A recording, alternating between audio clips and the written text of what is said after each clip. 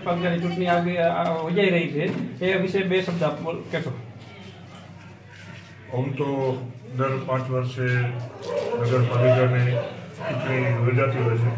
2 વર્ષ હમણાં વહીવટ તંત્રનું શાસન હતું।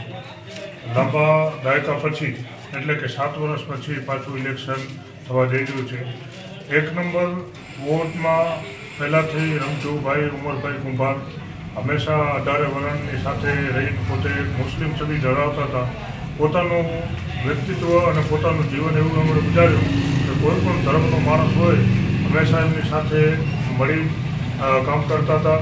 અને આ ક્રમની અંદર એમના દીકરા મહેબૂબભાઈ રમજુભાઈ કુંભાર 1 નંબર વોર્ડમાંથી ઉમેદવારી નોંધી છે। અને 2 નંબર વોર્ડની અંદર લાલમોહનભાઈ એ પણ 15 વર્ષથી ઉમેદવારી નોંધાવતા હતા। અટાણે અમારા કેન્ડિડેટને અમે ઉતાર્યા છે એટલે સોઢા ફેમિલી હંમેશા સાથે હોય છે। 1-2 નંબરની અંદર મુસ્લિમ સમાજની વસ્તી વધારે હોય એટલે અમારી તો એ જ લાગણી હોય કે સમાજની અંદર કોઈ પણ વ્યક્તિ જ્યારે સમાજ માટે કામ કરતો હોય, સમાજનો અવાજ અને સંવિધાનિક રીતે સમાજની લડાઈ નગરપાલિકા સુધી લઈ જાય, રોડ રસ્તા લાઇટ અડધી રાતે જ્યારે પણ કોમનો કે સમાજનો કોઈ પણ ફોન આવે ત્યારે સક્ષમ હોય અને સમાજના ખંભાથી ખંભો મિલાવીને કામ કરે, ખરેખર એવા ઉમેદવારને અને અટાણે જે 1 નંબર 2 નંબરની ઉમેદવારીમાં ભારતીય જનતા પાર્ટીએ જે 4 ઉમેદવાર એટલે કે ટોટલ 8 ઉમેદવારો જે ઊભા કર્યા છે એ અડીખમ ઉમેદવારો છે અને 100% એમની જીત છે। અને જીત છે એનું કારણ એ છે કે એમની કામગીરી સારી છે, લોકો એમનાથી રાજી છે અને હંમેશા લોકોની સાથે એમનો પરિવાર ઊભો રહેતો હોય છે।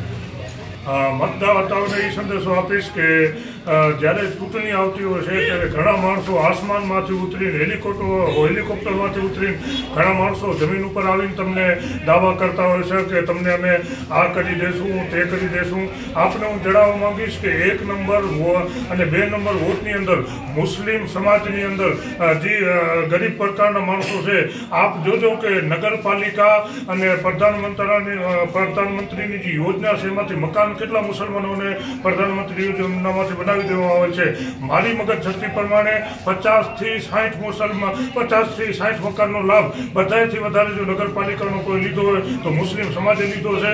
અને બીજું એટલું જ કહીશ કે મતદારો કોઈ ભરમાશે નહીં। મતદારો જાણે છે કે આપણી સાથે કોણ રહેવાનું છે અને વાતો કરીને કોણ ભાગી જવાનું છે અને અમને મતદારો ઉપર પૂરેપૂરો વિશ્વાસ છે। અને લાસ્ટમાં 1 નંબર ને 2 નંબરના મતદારોને હું અનવર શાહ બાપુ તરીકે એક વિનંતી કરું છું કે 16 તારીખના સવારે 8 થી કરીને સાંજના 6 વાગ્યા સુધી આપ કમળનું બટન દબાવીને આપના ભવિષ્યને ઉજ્જવળ કરજો અને ગામના હિતમાં આપનું મતદાન આપજો।